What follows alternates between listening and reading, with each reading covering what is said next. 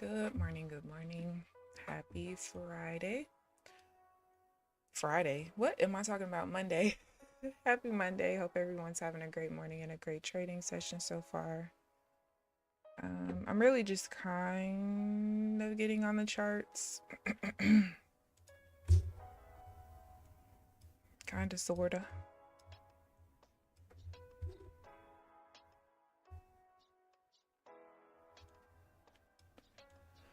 But I'm here. I'm finally kind of starting to feel like myself again as of yesterday. And I think I kind of figured out why I've been so out of it. Well, besides me not taking my supplements anymore, I think I'm just like, I think I've been drained ever since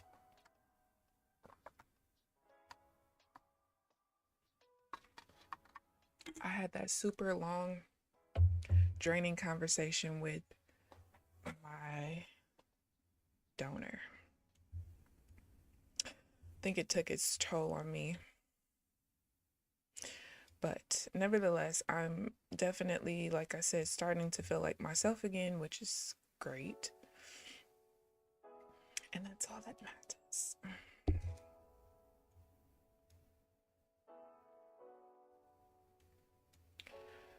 All right. I'm missing.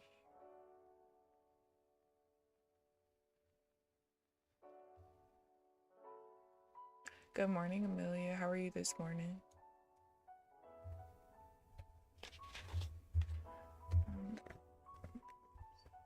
Thanks.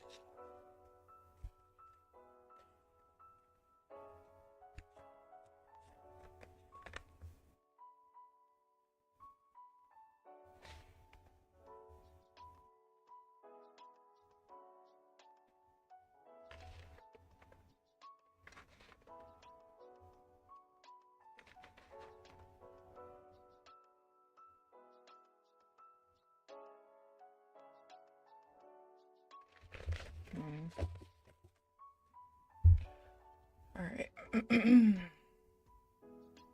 How was your weekend?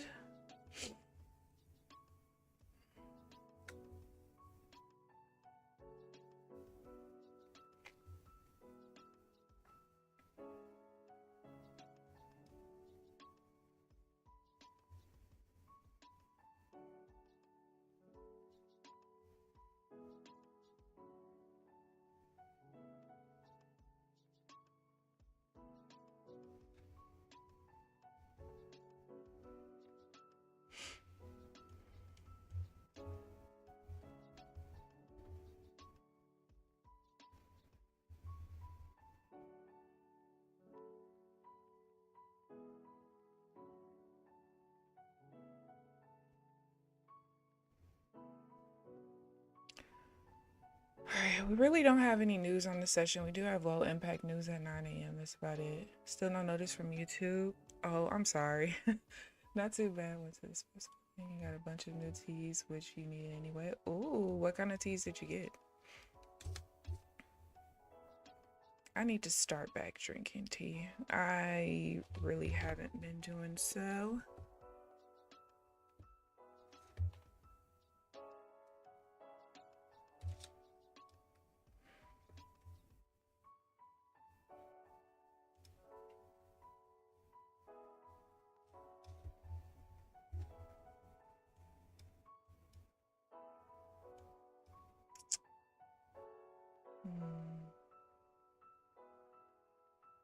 Elderberry with a bunch of stuff. Mint with a bunch of stuff. Oh, nice, nice, nice. Earl Grey with a few additions. It was pricey. Not surprising whatsoever. Not at all.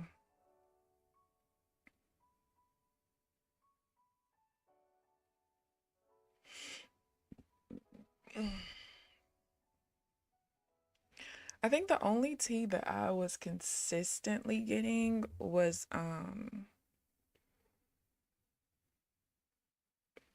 either lemon ginger, lemon by itself, lemon ginger, and there was also a peach something that I was getting consistently as well. I need to start drinking teas again in the morning.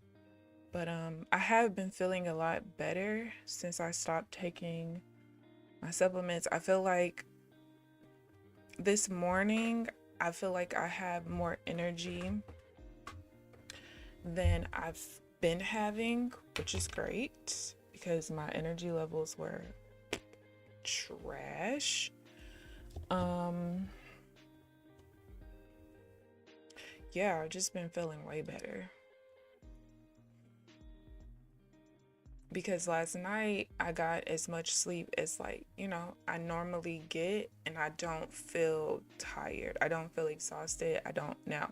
Things can change by the time I'm done journaling, but like a lot of times I'll already feel like, oh man, I cannot wait to be done journaling because I cannot wait to go to sleep kind of thing. But I don't feel that way. So that's a good thing. I'm happy about that. But yeah, I don't know. Small batch, so handmade, small business. I got you. Yeah, and I think that because the supplements that I was taking had maca in it, that like because maca, even though maca is not a hormone, it still stimulates the hormones or whatever. And so I think that honestly, ever since I stopped having symptoms of polycystic ovarian syndrome, like after I got rid of all my cysts and my fibroids and all the other things I had going on with my reproductive system, once I got rid of chicken, no, I can't really say that. It's like my body is super sensitive to anything that affects my hormones, if that makes sense. And so even though maca is a natural supplement, the fact that it does affect the hormones the way that it does, I think that was really, I wouldn't say the issue, but like, I guess a week and a half is not that long for my body to, readjust itself, because it's completely readjusted, I think. There might be a few more things that kind of need a little bit of an adjustment, but for the most part, it's pretty adjusted, which I'm happy about because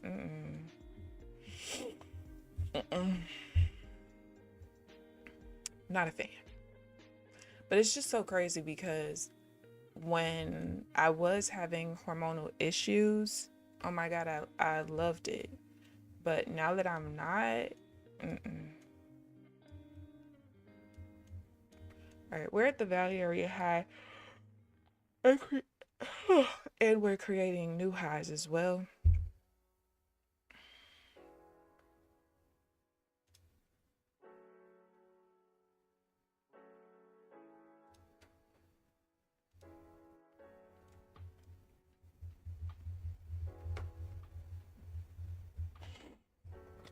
But yeah, I probably have like another maybe week, and then I'll completely feel like myself again. Maybe about a week or so. Did I never finish?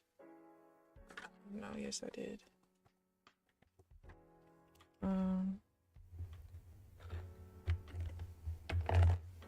Where's my black pen?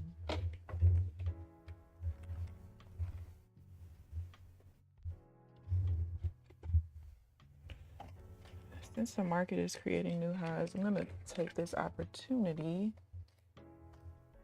if I can find my black pen, to start my journal for the week, because I haven't yet.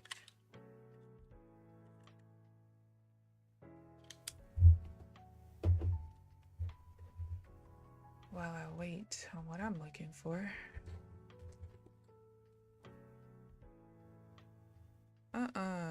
just that super thick. Oh, you know what? No, it says 0.7.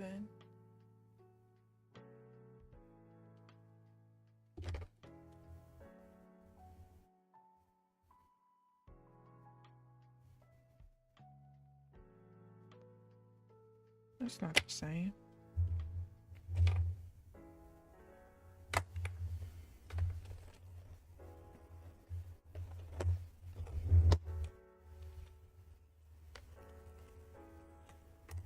I had bought a 1 millimeter, bought some 1 millimeter pins, and I think this is nothing.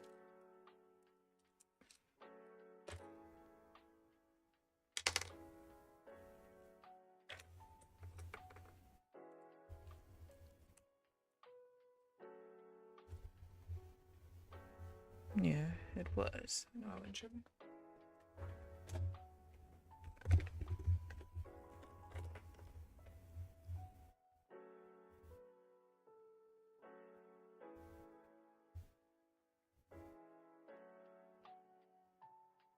Alright, that's valid if it stays on the body. Yeah.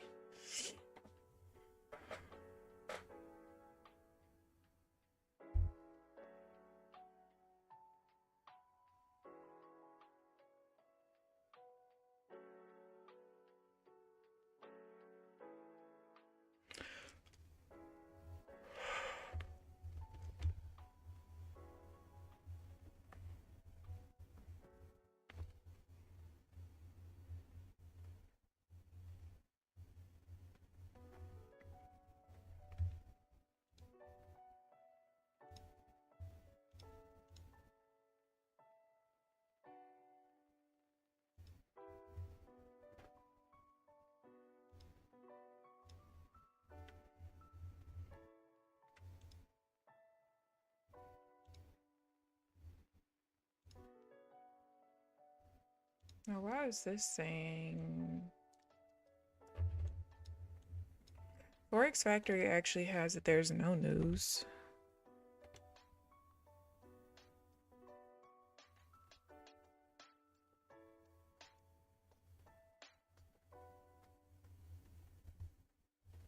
So I might treat it like it's no news.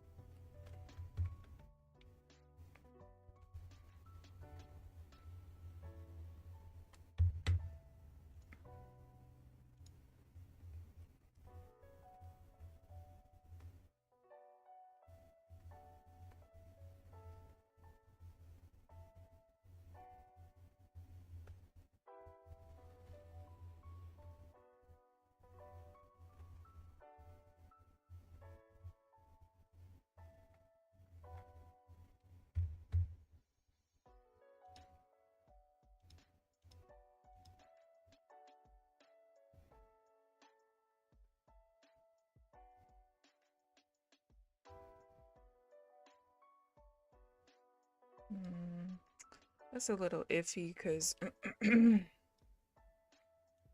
didn't create a new high, but it did equal the new high. If that wasn't there, I wouldn't have minded taking that buy right there, but I don't know. Good morning, San. How are you this morning? Project X notice. Outage notice. Ooh. That's not good.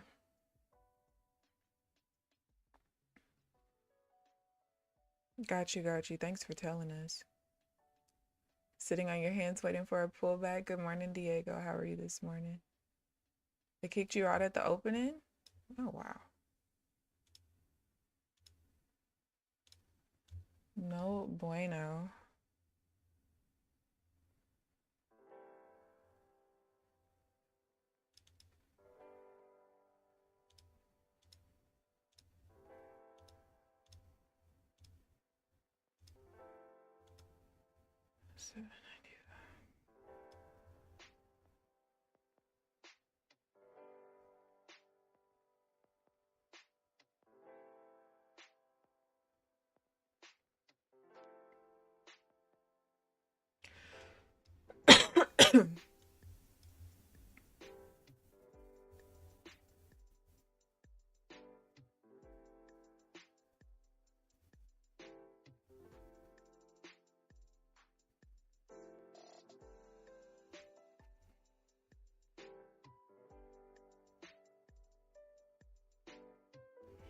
Stalled for too long.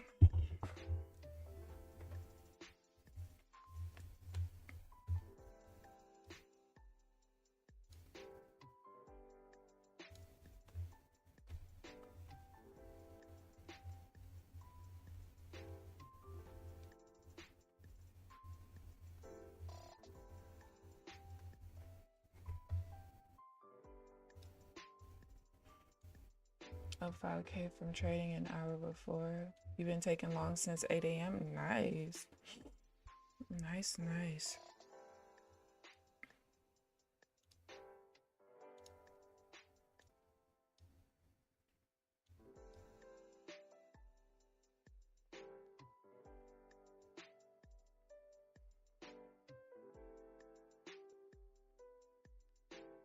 Trying to figure out if I want to treat this. You know what? I probably will. I'm just going to pretend as if the news is valid. Even though, like I said, Forex Factory does not show any news. I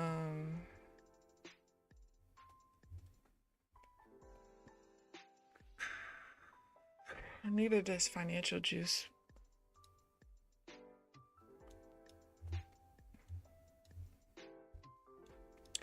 But I guess just to be, I'd rather be safe than sorry.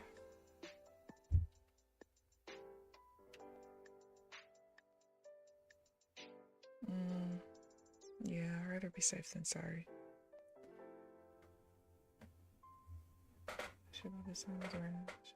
Hook of it almost froze to death. Yeah, it's freezing. My mom had like the patio door open yesterday, and I walked out and was like, yo. So it's kind of cold. I like it though. I'd rather be cold than hot. Especially while I'm sleeping. Oh, please don't make it hot. Ew. No. I do have 9 a.m. Doesn't have anything on it like viral impact, just news. Okay, well, yeah, I'm just gonna not trade then. Trust in your edge. I don't trust in anything anymore. I will say, well, Friday, I couldn't trade though just because of the stupid volatility. But it seemed like the only trades that wouldn't have really worked out was just the counter trend divergence, which I don't really care. I wouldn't say that. I don't really care as much about. Yeah, there's something. That was a quick little. That bar closed right at 9 o'clock, and that was a quick little something. So yeah, we'll just say that there's 9 o'clock news. But yeah, Friday was pretty annoying to not be able to trade really. But I don't know.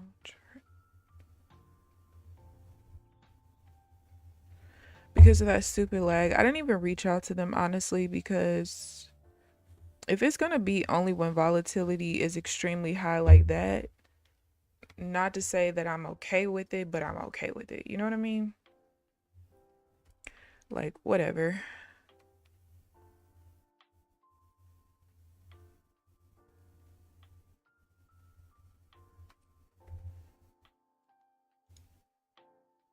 As long as it's not something that I'm dealing with often, I can manage.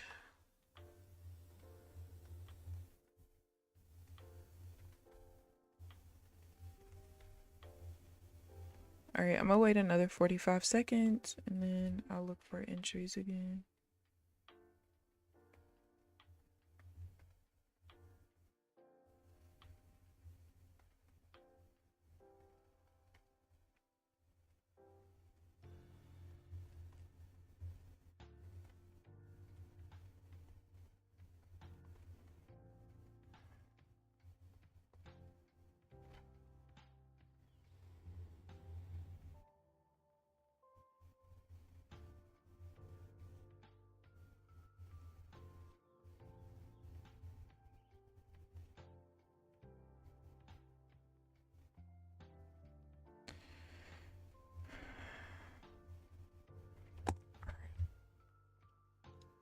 All right.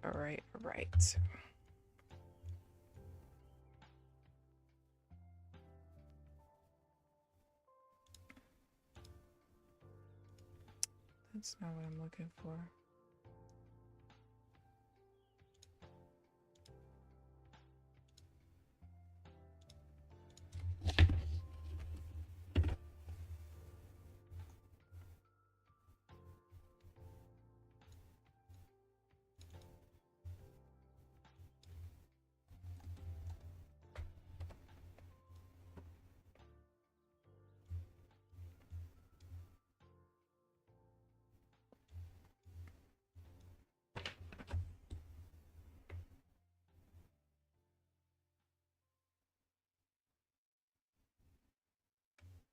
Interest stop loss. Got me out of negative 1200, but you got the rest of the short ride down for 5K. Way to bring it back. I know exactly what day you talking about. Are you talking about the day where the market dropped like 950 points in a day? No, that was the week before last, wasn't it? Or are you meaning on Friday when the market was kind of volatile? Well, not kind of. It was so volatile I couldn't trade because of the stupid data lag problem I had.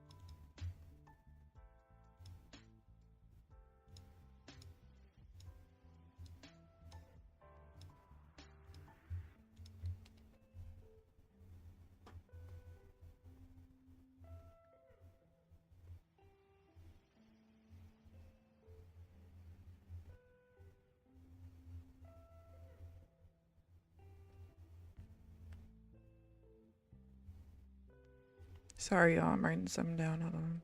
A note to myself.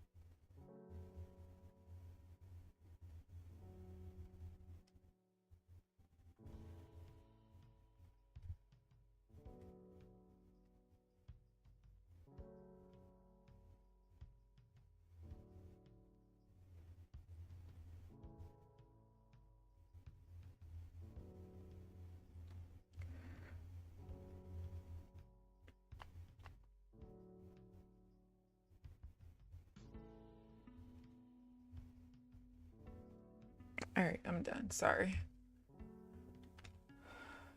That was the week before last Friday. Man, you should have let it run. Hell yeah, and you on a personal account. You ain't have to worry about no consistency rules, no nothing. Sure. You was not playing that day. You've been green for almost 2 months now. New personal record. Nice. We knew you could do it. But you've been hitting 60 to 70% accuracy and profits consistently. That's a very nice change. How is your smaller account doing?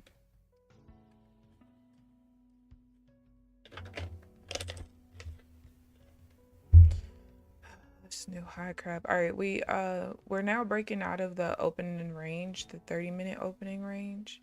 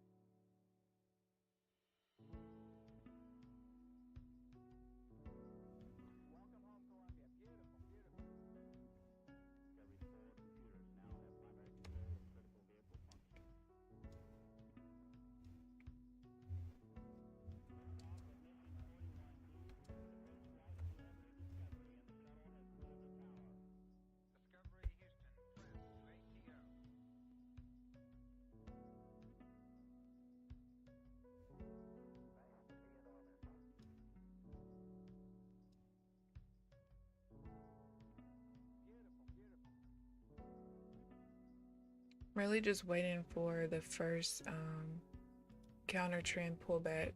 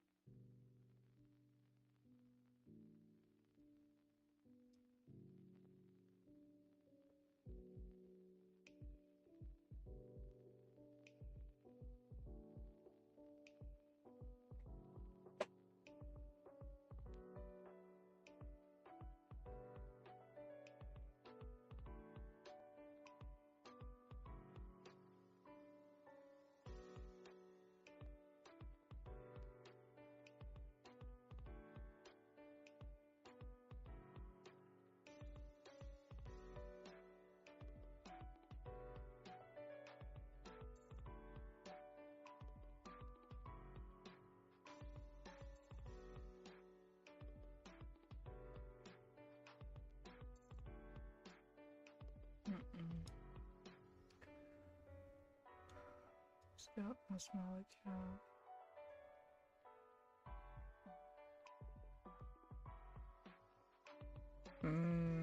That's understandable. Hey, Pred, how are you this morning? That's definitely understandable. So are you gonna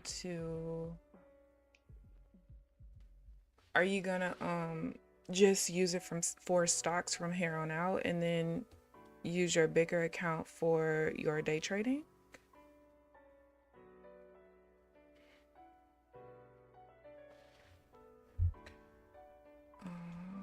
All right, I'm looking for the counter trend reversal now. If we have enough heaviness to do it.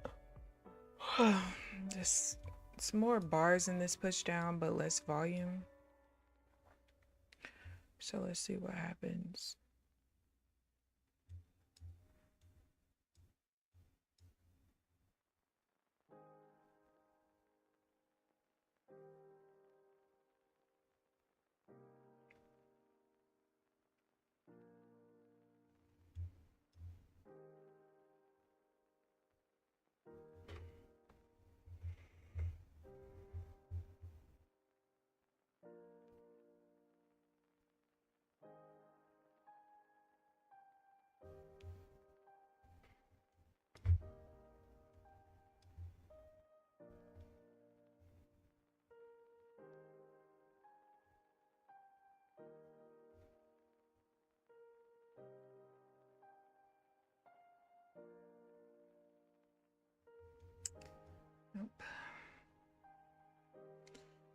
Oh, I hate the days when we're just pushing new highs. Like, just looking at the 5-minute chart annoys me.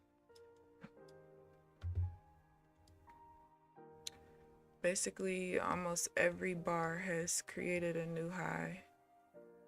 Every single one except the 845 candle. That's annoying. Just don't like trading in the new highs. I don't like trading, pushing, going back into them. I just don't like it right now. New highs or lows, doesn't matter. I see Pred. Will be more stocks. I've got you, but it's been helping me a lot with using fair value gaps and inverse fair value gap areas.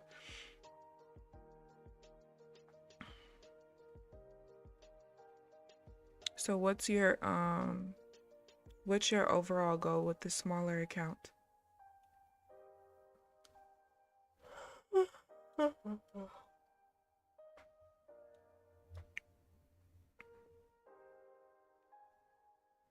Back at the opening range high.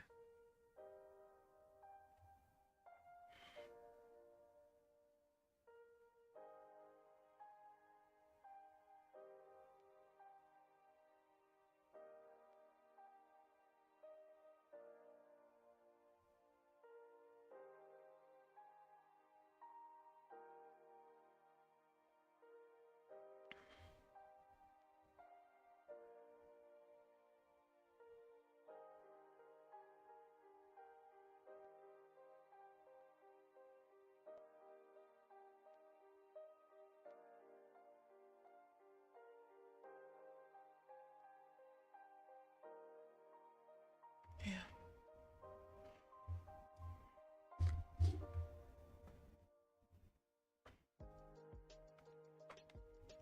Alright, I'm actually getting cold now. And it's my ears that's cold.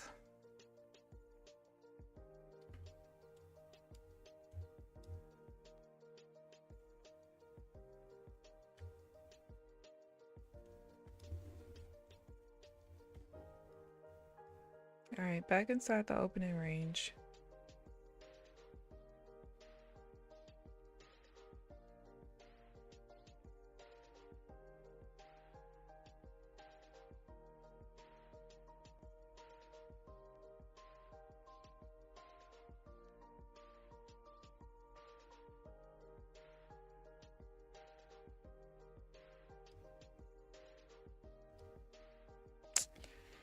Point of control dropped. Oh, goodness.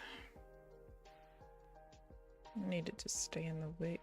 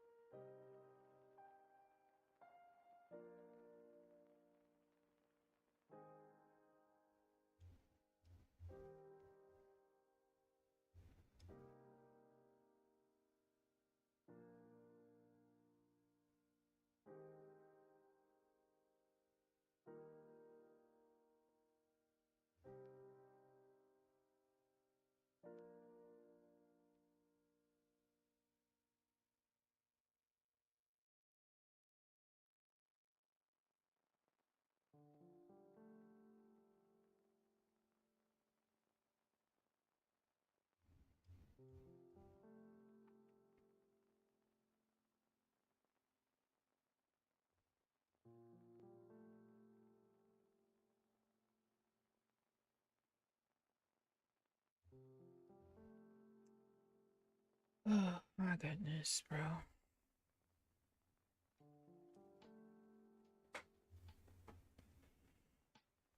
Is that one for my kids to have something? My kids' toys and stuff. I want to give them stocks. Looks like shit. That's a good idea. There's definitely nothing wrong with building for the future.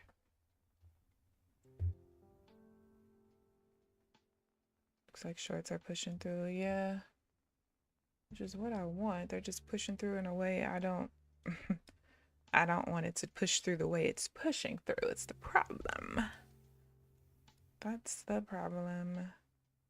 But we'll see what it looks like on this counter trend pullback. I want it to kind of pull away from the resistance line a little bit though.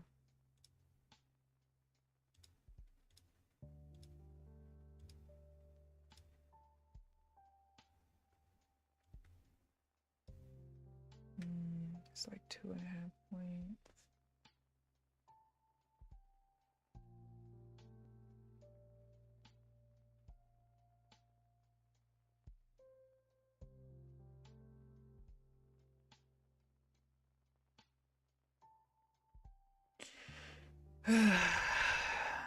The amount of patience I've had to have for the last couple of weeks is annoying. All right, that's equal volume, 1.6, 1.6. Neutrality.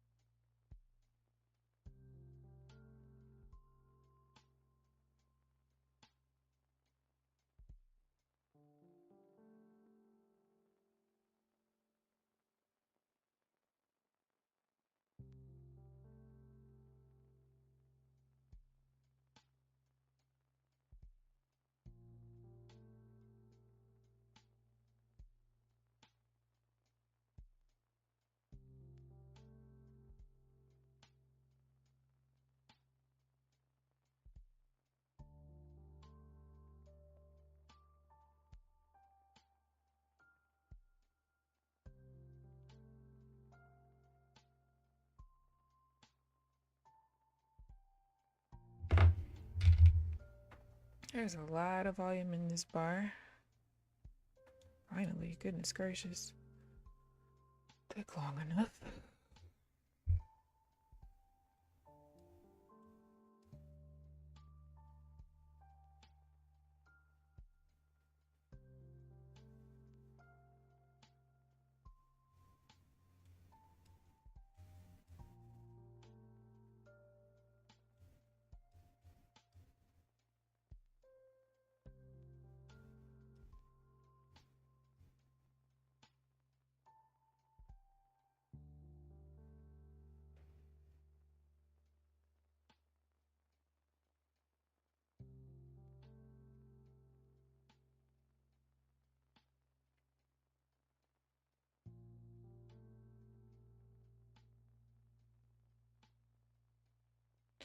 It's a pretty interesting push. These numbers were actually opposite what I wanted them to be. I wanted this to be green and that to be blue.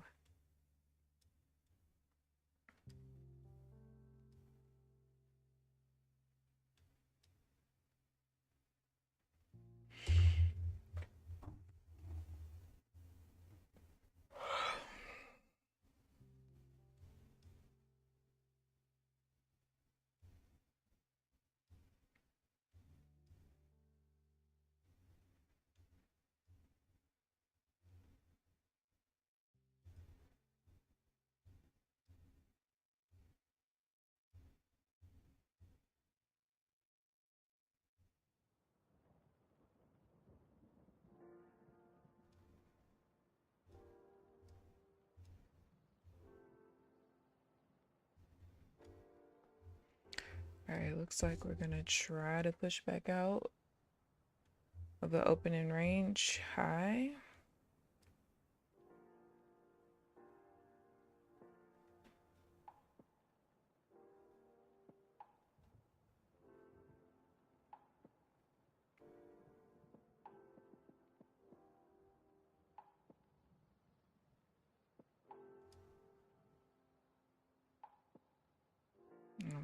this. I think we're gonna.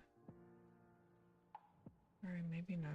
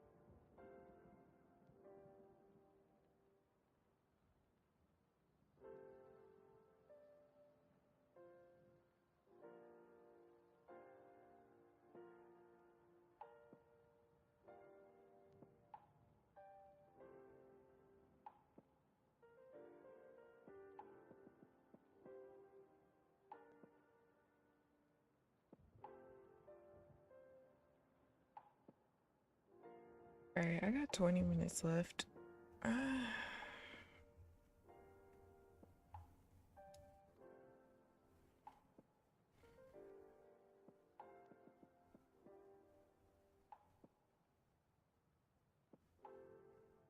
Good morning, T Money. How are you this morning? How have you been? Of course, new highs. There's always new highs. There's always new lows. I just don't like trading them anymore. Ever since I separated my data, like there is a difference between counter trend divergence when it's creating a new high for the day and when it's not, and vice, lows and when it's not. And then there's also a difference in the pullbacks when the previous reversal bar created a new high and when it didn't. And that's why when we're pushing new highs and lows for the day, you guys see me sit out, because data just shows it's very inconsistent to trade those two scenarios. That's why when we start pushing new highs, I'm waiting for a counter trend pullback, or if we're pushing new lows, same thing.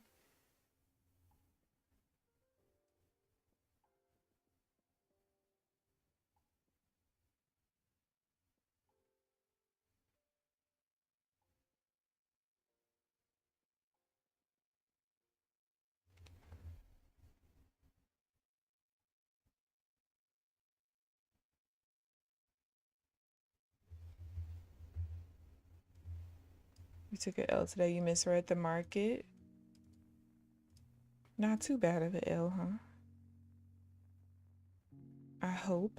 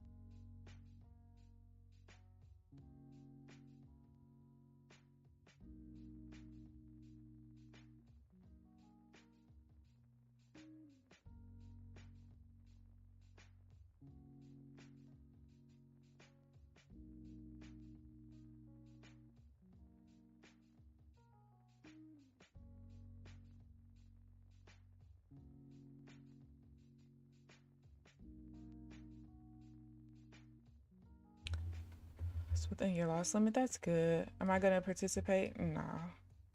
Honestly, I don't want to participate in any things like that until I kind of have a grasp as to what. First of all, I've been flipping back and forth between order flow settings. And I'm not mindlessly doing it. It's more so from a standpoint of trying to collect more data for both kind of thing and trying to figure out which one is going to be better long term. But also, I don't know. It would take a lot for me to want to participate in some of those things, and it's probably because of my experience with the Ninja Trader one that they did. What was that, last year? Like, you have a trading competition, but you're allowing bots, and you know it's bots because people are able to trade thousands of contracts in the same time that a normal person would only trade maybe 5 to 10, you know? So when it's stuff like that, if it's not heavily regulated to make sure it's a fair competition, I'm just not interested. And then also, I don't know, I feel like trading is such a solo sport, and unless you're going to, because most people who are going to win are going to be people who completely over leverage and things like that. And I'm not willing to do that just for the sake of a competition, if that makes sense. Even if I was consistently profitable, I don't think I would participate in those. Only one I would do is like how the Trade Day Cup, how they have that for the influencers, and you have the prizes that go to the influencer and prizes that go to the community. And in that case, I will only participate just because, potentially winning would be a potential win for the community. But aside from that, I'm just not interested. Good morning, RJ. How are you this morning? Competing against others for my personal. Exactly. It's just me versus me.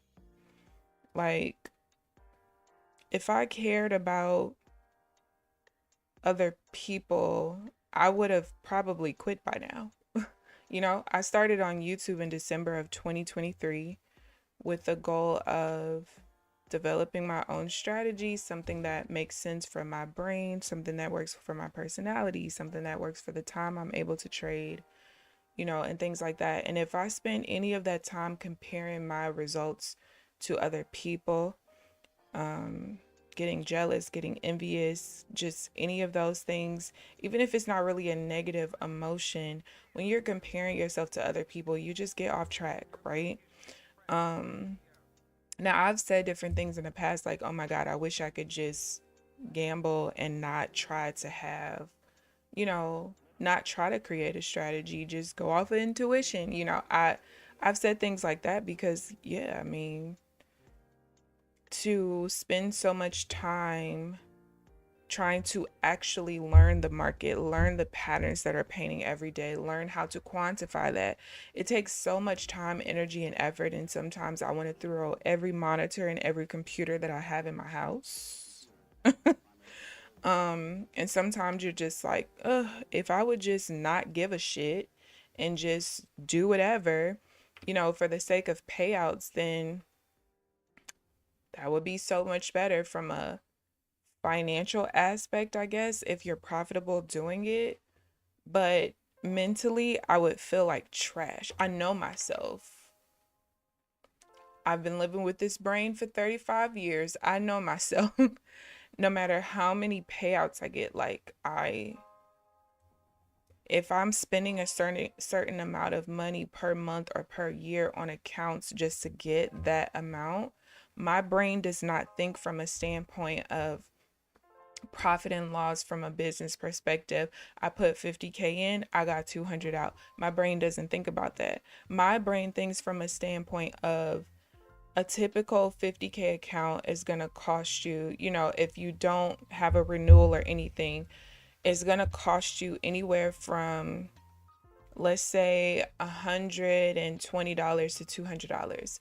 Do you know how many accounts you have to fail to get to $50,000 in fees? I would feel like a failure.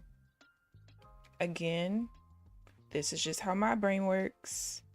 So that's why for me, I was willing to take the 2 years that I gave myself to kind of figure out what I want. And honestly, I'm pretty close to figuring out what I want. My problem right now is I don't know which I don't know which order flow setting I want. But what I'm probably going to have to do, and this is why I was writing that long ass note earlier, now that I finished the up down tick analysis sheet and fixing remember I told you guys I realized that the overnight high and low are not levels that I need to consider, because they are the ones that paint on my chart are essentially like the 30-minute opening range for London. I don't use the opening range for New York as levels, so I'm not going to do it for London, if that makes sense. So I had to spend time going through like 200 pages of trades to identify those and a couple of other levels and look for them on my analysis sheet and shit like that. So now that I've done that and I've highlighted those, now I can go back and just put both analysis sheets side by side. So my plan today is to do that, put them side by side, take notes, figure out which setting does the best with clustering wins together while keeping out as many losses as possible. Also, figuring out which one obviously has the higher win rate, yes, but not just with that. Like at this point, I have so many trading days of data that if there's not a certain number of trades that are clustered within that volume and order flow combination, then I need to not trade it, because by now there should be more than enough examples for things to make sense. So that's the biggest thing right now, to be honest. Damn, I was gonna take this trade, but I couldn't. The point of control moves to the body, and with as much volume was in that candle, I don't like those on this particular pullback. But yeah, that's your friend RJ. Oh, well, welcome, Amelia's friend. He convinced you to switch to YM. Really got me to look at it when you said how well it moved versus Craig and Q. Payout strat also might not work when you get to the personal account stage. And that's the other thing, Amelia. Like, I've traded personal accounts for long enough to know that, well, okay, for me, it's not that hard. But for most people, it's very difficult to switch your mindset.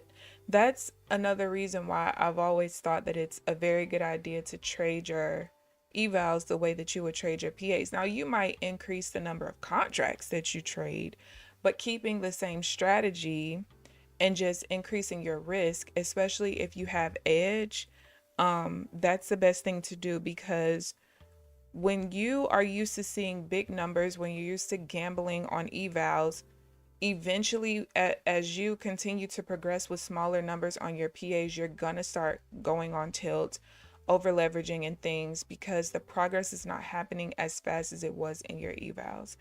So same thing when it comes to adding a personal account, right? Like, I just want to keep things seamless across the board. I think that's why I'm able to not go on tilt, because I trade the same way no matter what, because intuition is not a part of my strategy, and things like that. And I think that's going to help me long term for sure. For sure. Payout equals cost, which they don't take into consideration. And yeah, exactly. And that's another reason why, even though sometimes when the market's super choppy in that first hour and 15 minutes, I'll be sitting here journaling, and it's like 30 minutes, let's say 15 to 30 minutes after I'm done trading, I'm journaling the session, I'm journaling all the potential trades, so I could just build up my database of trade examples, so I can make sure that I'm not missing out on any combinations that work well. I'll see the breakout that I've been looking for, and now the market's trending and things, and it's like, but I don't I don't want to be honestly on the charts for more than about an hour and some change, because it's not just for like what's going on in my life right now, it's for what I know is coming in the future possibly.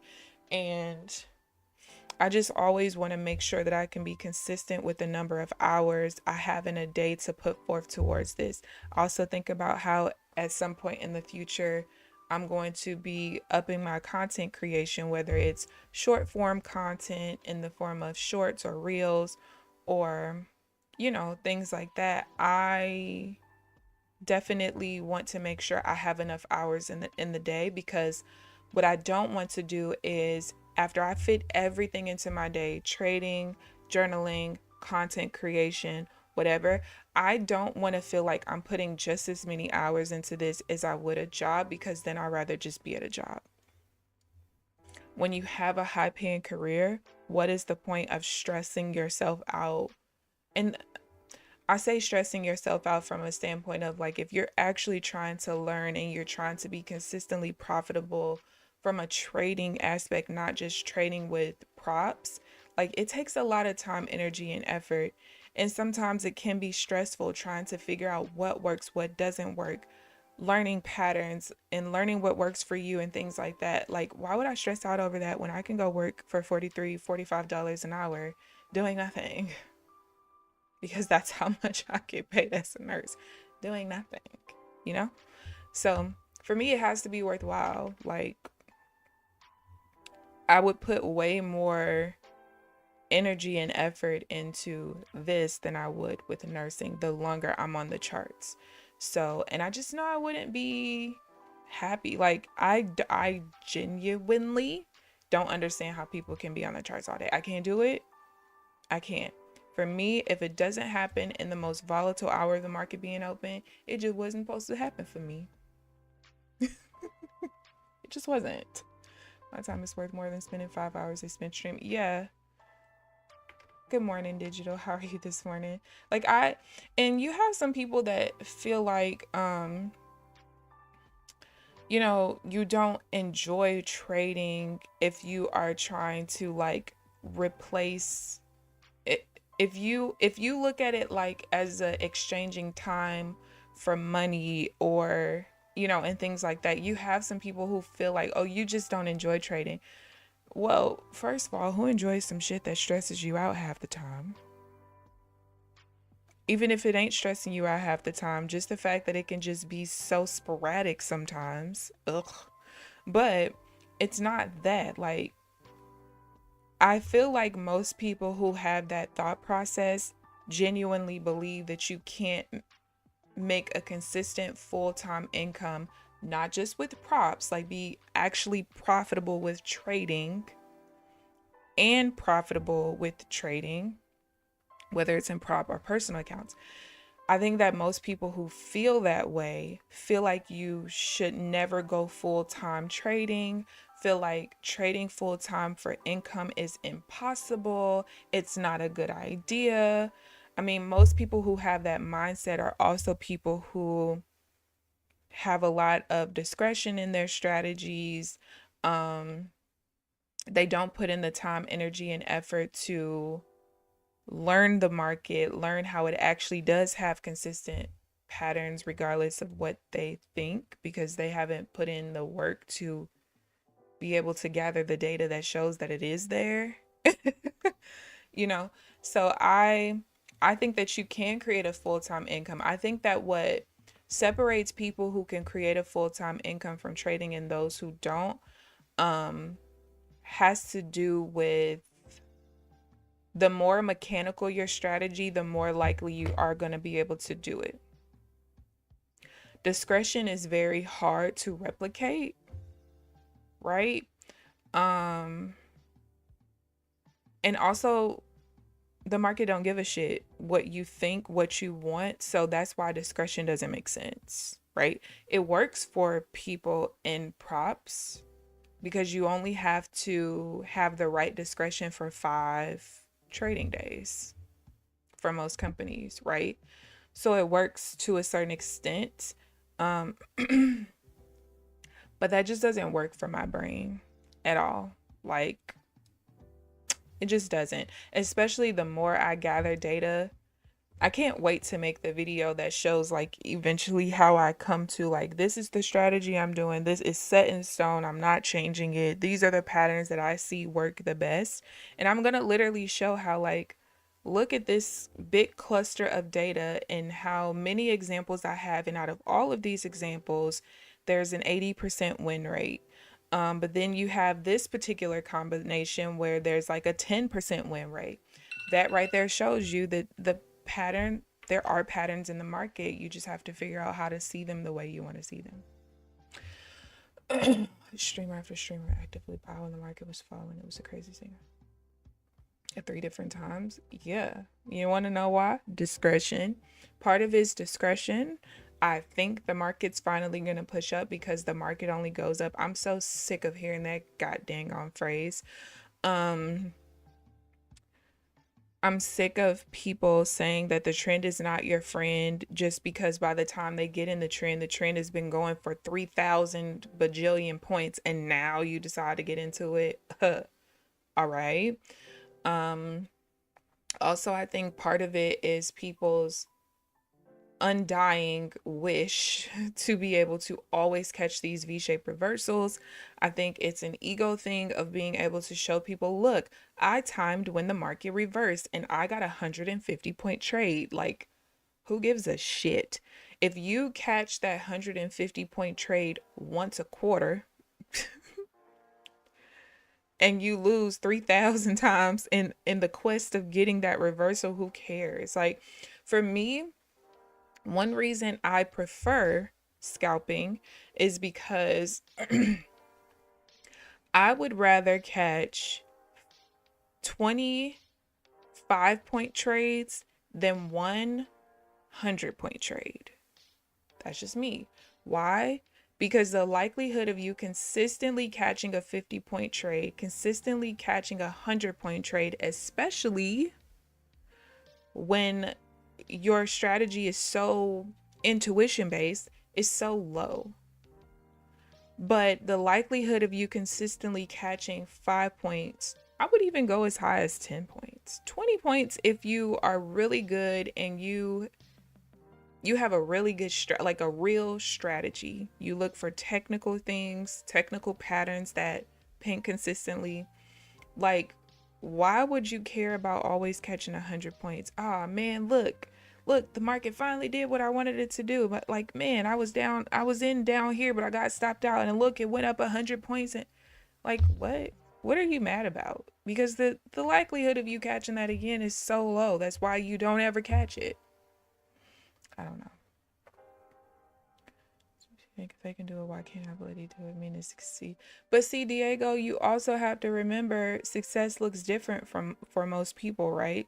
It sounds like you and the majority of people who do watch me, you know, on the small scale that I'm on, most people have a different mindset. It's not about succeeding from a standpoint of having huge payouts.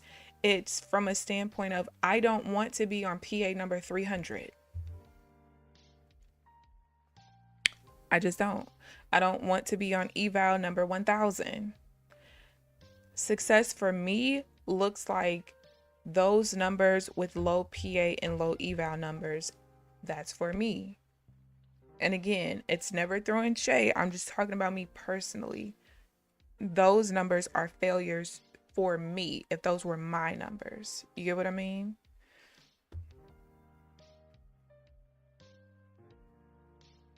She says still Amelia is relentless. I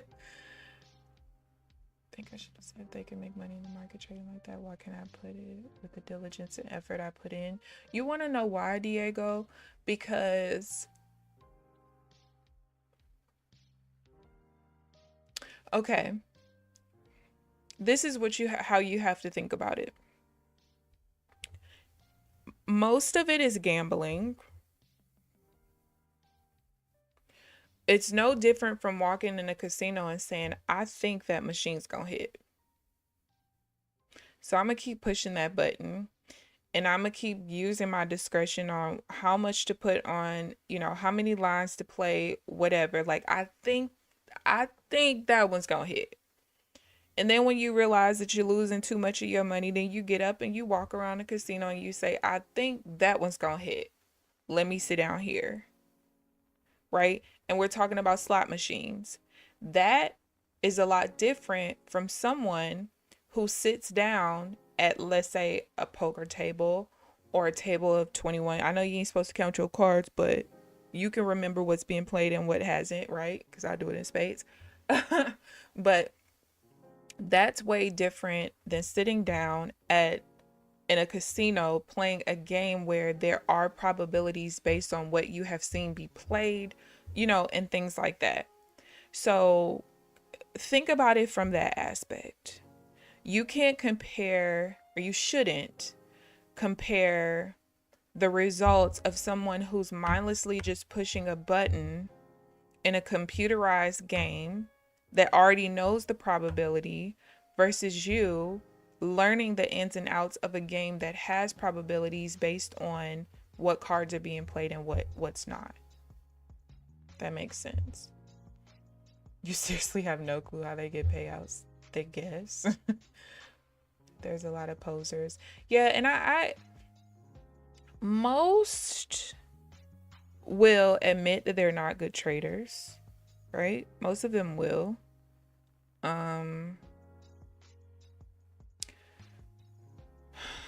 But I just think that it just kind of sucks to I want to be careful with my words. I just think it kind of sucks because very few will actually put how much they've spent in accounts. And when you're an influencer and you know that people are looking for success in the field that you're in, and you flaunt your payouts, but you're not being transparent on what it took monetarily for you to get there, I think you're doing your community a disservice. And not to say that I kind of do feel like you're purposely posing as a profitable, successful trader when likely if you didn't have the affiliate income that you have, you wouldn't have gotten to that point, because a lot of them are fairly careful in the very beginning with how much they're spending on accounts and stuff like that. But once that affiliate money starts rolling in, then it's like, shit, I made 10K this month in affiliate commissions. Who cares if I spent 2,000 on accounts? You get what I'm saying? So they reach this like threshold of I don't give a damn because it doesn't matter.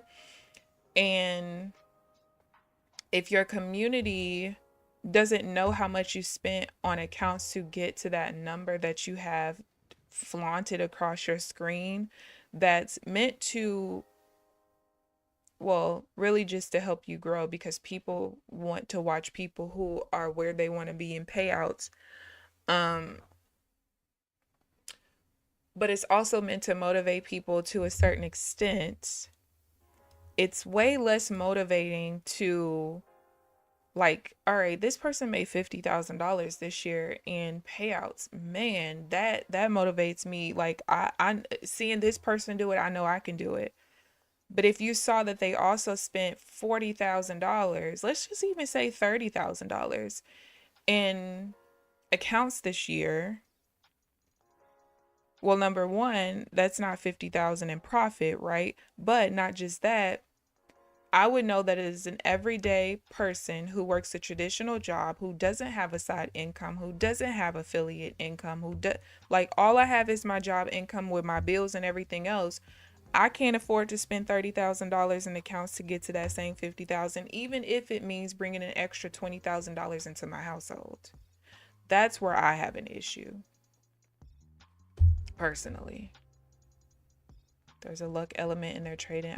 It is a luck element because if you pay attention, a lot of them will be like, why can't I just get lucky? And, or, you know, if they're on a losing streak, or if they only catch a small part of a bigger move, they'll be like, why can't I catch that? Like, I'm telling you guys, trading is just all based on luck. Like, a lot of them say stuff like that. One of the streamers last week, he said he thinks they're going to classify props a casino, like, which is, but see, I guess the way that most people are using props, it is like a fucking casino. I don't treat it like it's one, but I mean, I could see why they would consider it one, because people are just putting money in and hoping for a result based on luck, based on intuition. So the majority of people trading in props are not trading like technical strategies, you know? It's the only one that does it, maybe. Yeah, I think some other ones, like I think Alpine will tell you if you ask, but most of the time he'll tell you he doesn't really know. He doesn't look at how much he spends. The only thing he cares about is the number at the end of the year and blah, blah, blah. Only one who makes significant affiliate income. Hell no, Diego. Absolutely not. Okay, I'll give you a good example.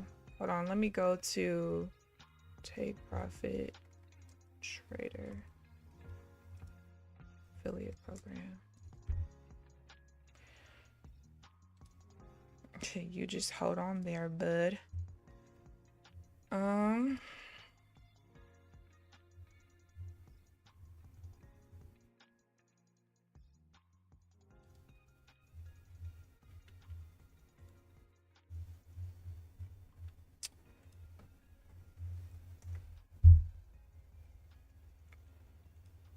Help, please.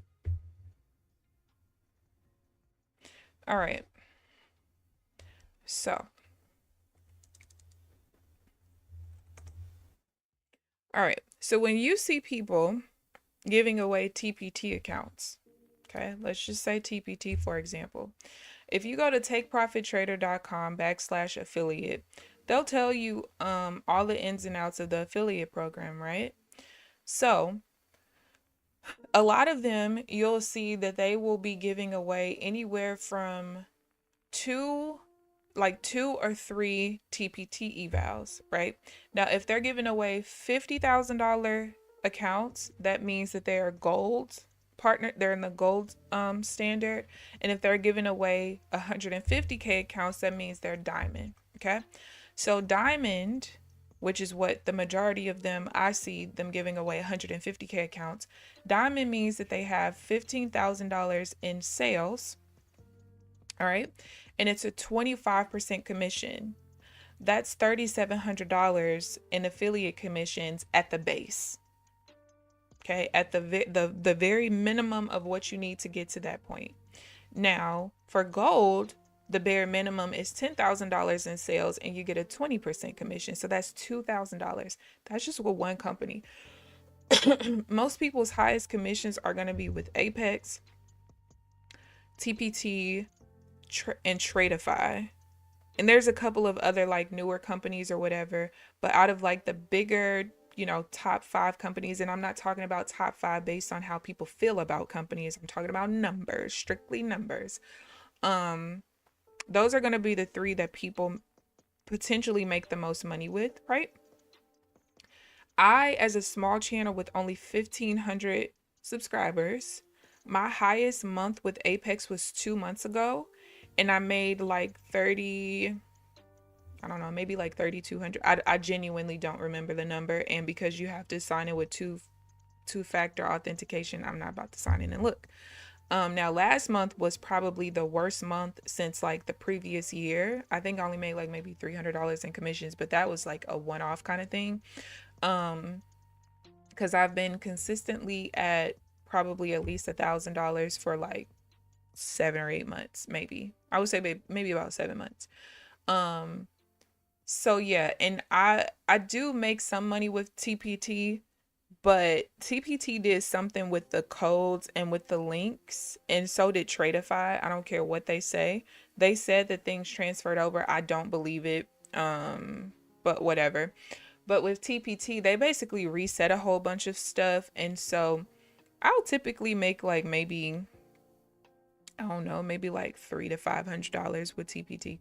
So if I'm doing that with a small channel of 1,500 people, and mind you, I don't really make content like that and stuff like that, you know, just think about people who are getting, I average less than 10 people on my live streams per day. So imagine the people who have hundreds of people watching. I remember Methodical, when he was doing his videos where he would talk about his affiliate income and stuff, there were times where when he had less than like 5 to 6,000 subscribers, that he was making 5 figures a month in affiliate commissions. And I know some people have a problem with people making money with affiliates. I don't, because if you're gonna buy an account anyway, like, you're already mad about the fact that companies make money off of failing traders. So why would you want them to make more money by not using a code for someone? And then you'll have people like, oh, you make more money with affiliate commissions than you do trading. Well, duh. That's with most people. Why? Because if you have even 20 people that are supporting you by using your code, that's 20 people buying accounts versus you as one person trading. Like, it's just simple math, people. It's just simple math, you know? But yeah.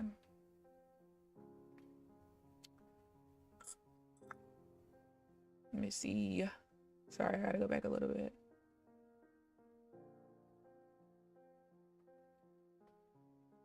Affiliates higher. He used to be affiliate monthly, but he hasn't this year. And I wonder why. Like, I just feel like if you're going to be transparent, just be transparent. I don't know. That's just like, I don't like how, and I know Nutty does this, and it's no shade to Nutty. It's no shade to anybody who does it, but I don't like when people, like, you're willing to post your payouts to continue to gain popularity or whatever.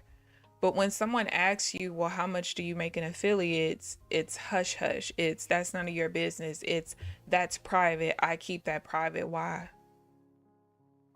Income is income, whether it's affiliate income or trading income, because you don't have to share how much you make in payouts. You don't have to share that you ever get a payout.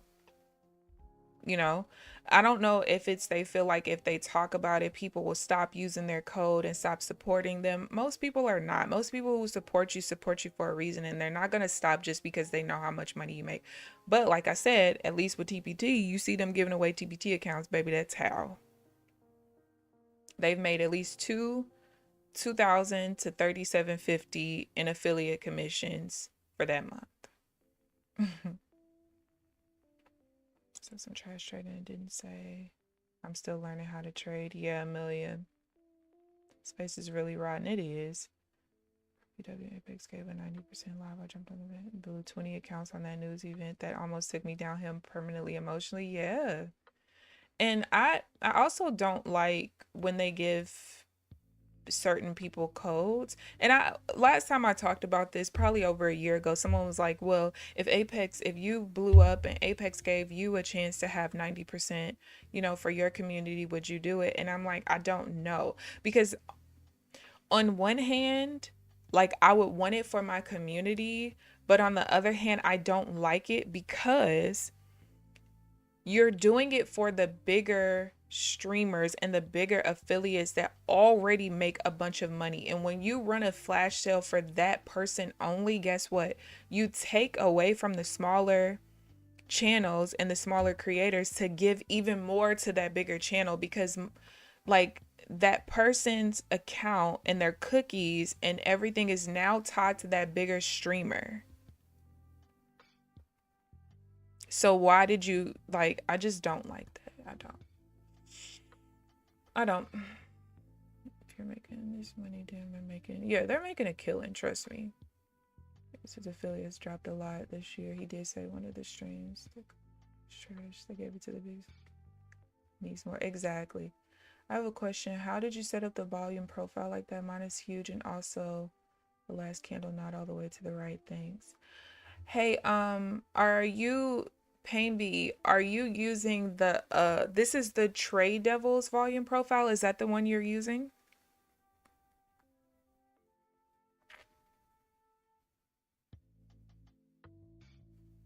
Also, the last candle is not all the way to the right. All right, so to fix the last candle not, oh wait. What do you mean it's not all the way to the right? Like, is it too much over to the left? I've seen that for TBM once. Yeah, I've seen that too. He probably asked for it because they gave Patrick one. And it's no offense to anybody who gets it. It's just like, I feel like the better thing to do is to just run a flash for everyone for like 2 hours or something. You have order flow plus Ninja Trader. That's potentially why, because this is Trade Devils. Here, I'll do you a solid. Give me a second. I didn't take any trades, so there's nothing to review. Let me... I'm gonna have to change something real quick. Stream only. All right, let's go here. All right, so you have the Ninja Trader order flow, which I have as well, so I'll put it on there to see. Let's just do a traditional, I'll do a 1 minute chart.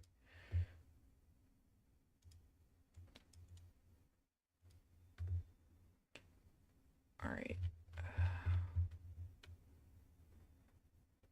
Order flow, volume profile. Oh shoot, wait. I might have things a little bit different. Sessions, trading hours.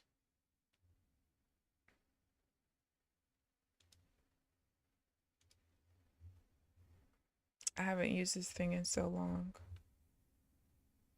Why is it not?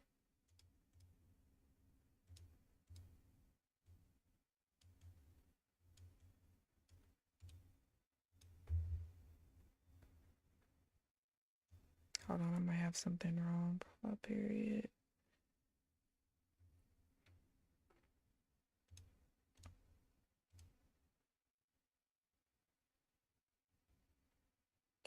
Alignments on the right. Actually, hold on.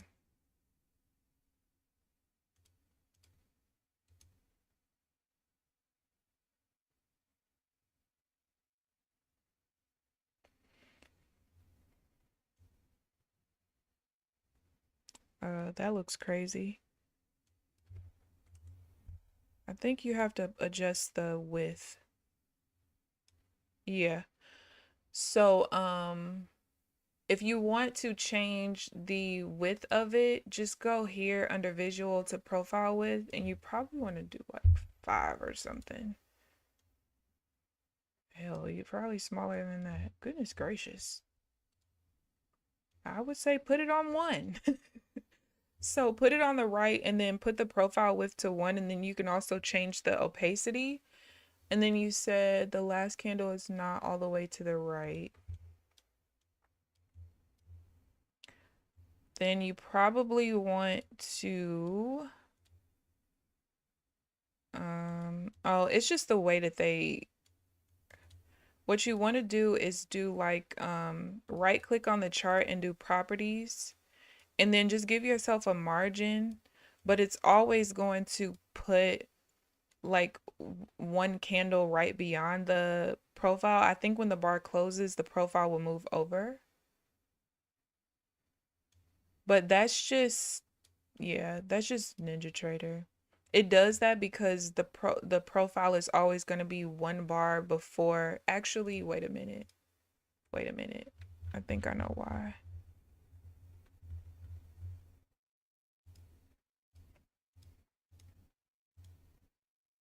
There it goes.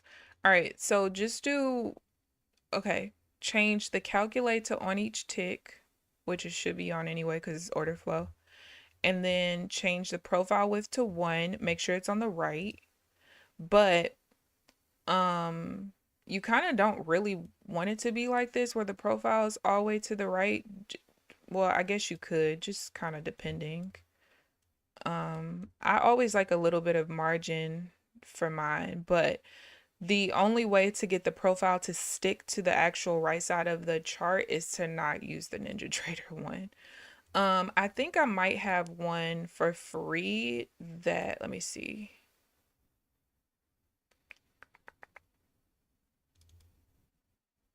Let's see if this one does it.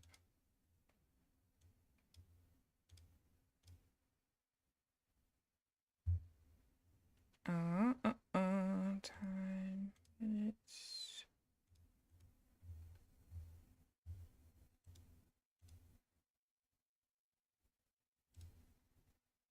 Let me see if this one sticks to the side over there. Hell.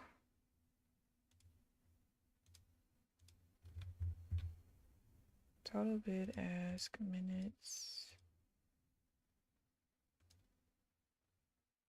Volume delta, enable market profile.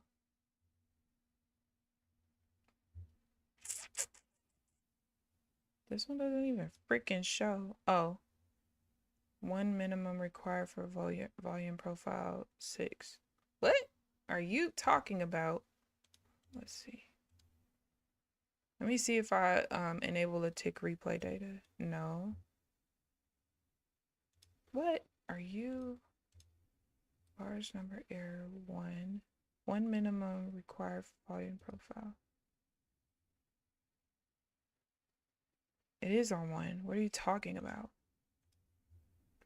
I never used this particular volume profile. I just used that for it has bookmap and some other stuff in there. Do I have another? I feel like I have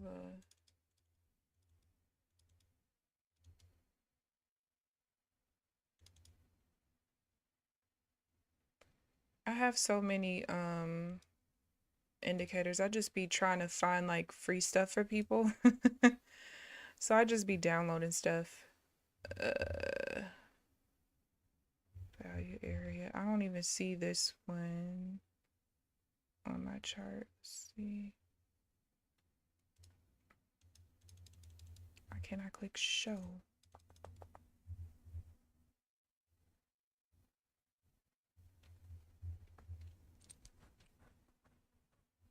Oh wait, is this the one? Oh, enable tick replay. That would be it. I don't really like ones where you have to enable tick replay data though. I don't like that, but let's see if this one works. Is the one that you're using free Noop? Oh, okay. Well, this is interesting.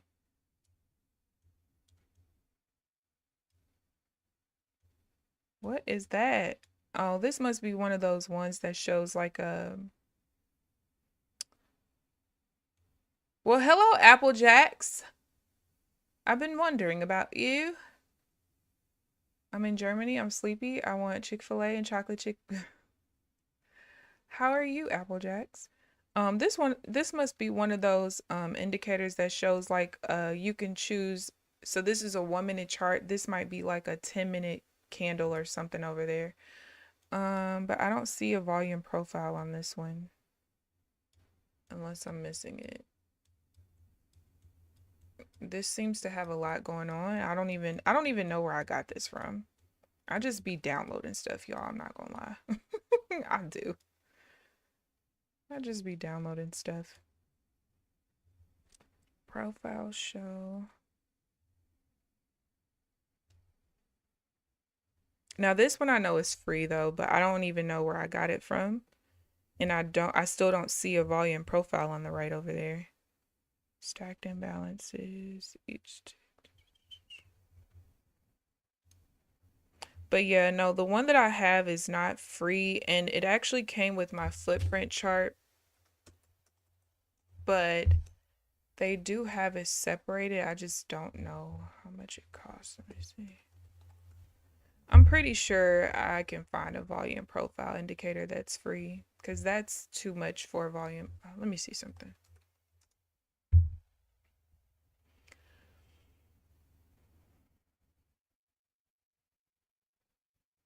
I forgot too because I show I'm like, she got a couple more days before I'm like, hello, ma'am. Are you all right? Are you all right? All right. Once I find this volume profile, I'm gonna get out of here. I got a journal and stuff. And I need to thoroughly go through both of these analysis sheets to figure out which one I want to do. Let's see. Simplified volume profile. This order flow kit is that first one that I put on.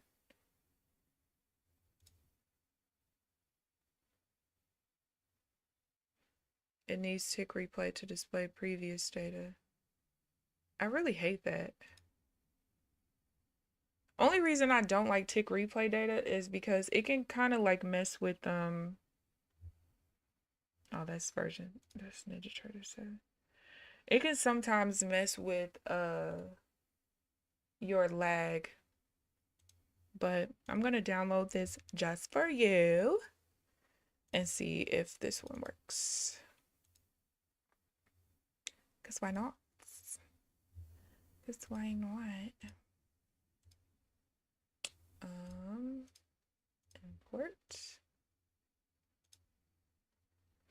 And see, I specifically there's only certain indicators that I can use personally because I trade with Renkos, and a lot of things that work with time-based candles don't work with Renkos.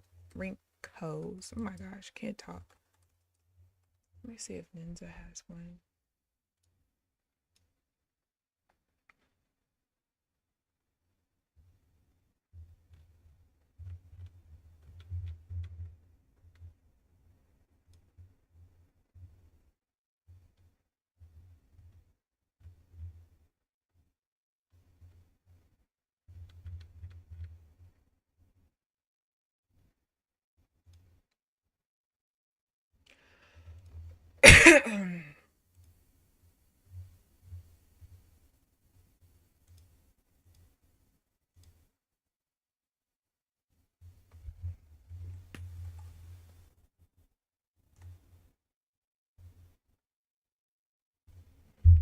I was about to say, I can't imagine them not having a volume profile. Oh, wait. Why is everybody's so expensive? I don't understand. All right, let's see if I can find this one. Of course not. Like, I have so many indicators. This ain't even all the indicators I have, but I just be trying shit out so that when people ask me for resources, I know exactly where to go. Simplify.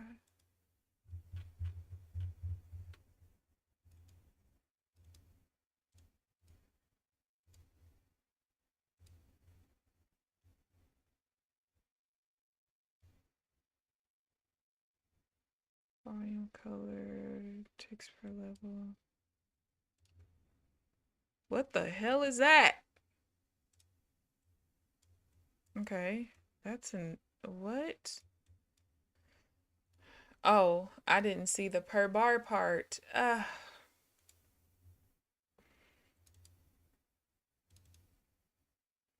thought I had another.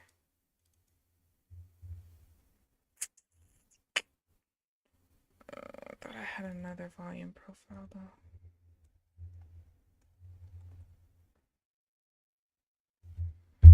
What the hell is what I want?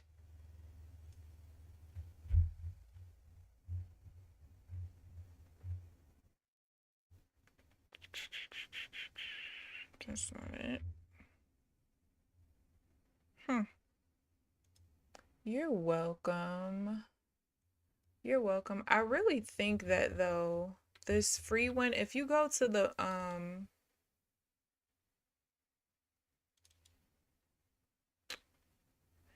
if you go to the NinjaTrader ecosystem and look for the order flow kit,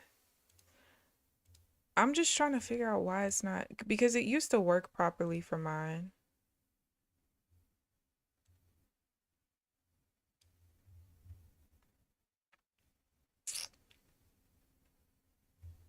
But now it doesn't, and I don't know why. I could be.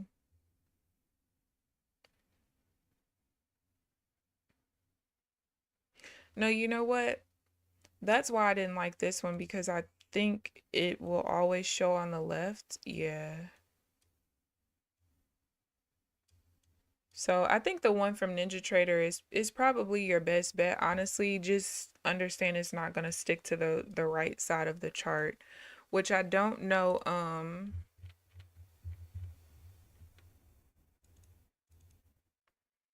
I don't know if there's a setting that will allow you to make it stick. Oh, that's just times. Hide the bars, profile alignment right, panel same, opacity right. Yeah, there's nothing that you can do to make it stick to the right. But that's okay. At least it's attached to the last bar. As long as you have it on each tick instead of on bar close. But then yeah, no, it's nothing you can do past that for real. But yeah. All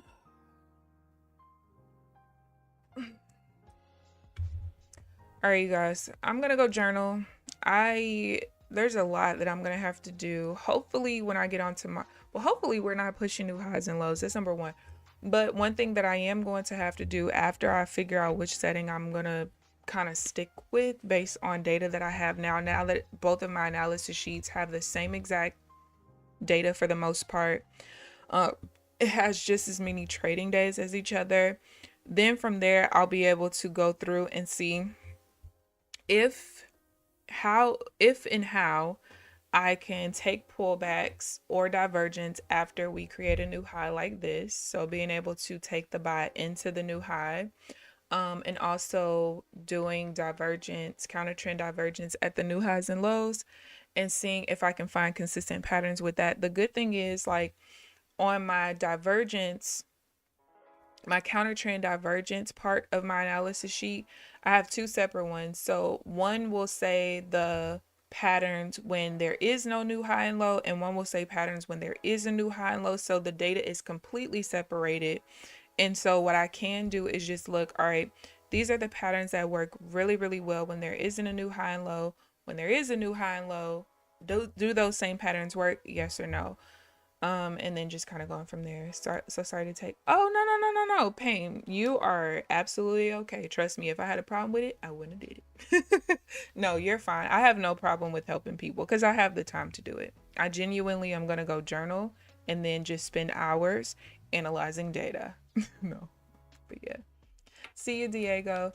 But yeah, if you have any other questions, you can always reach out to me either while I'm streaming or on Discord. Well, Discord's a little iffy because I just be MIA, ask Amelia, but I should have time and energy, mainly energy now, to just catch back up because I have quite a few DMs I have to go through. But either way, I thank you guys for tuning in. I hope you guys enjoyed the stream. Please like the video on your way out if you haven't already. Subscribe if you haven't already. But other than that, I will see you guys bright and early tomorrow morning at 8:30 a.m. Central Standard Time. Enjoy the rest of your day. Bye, guys.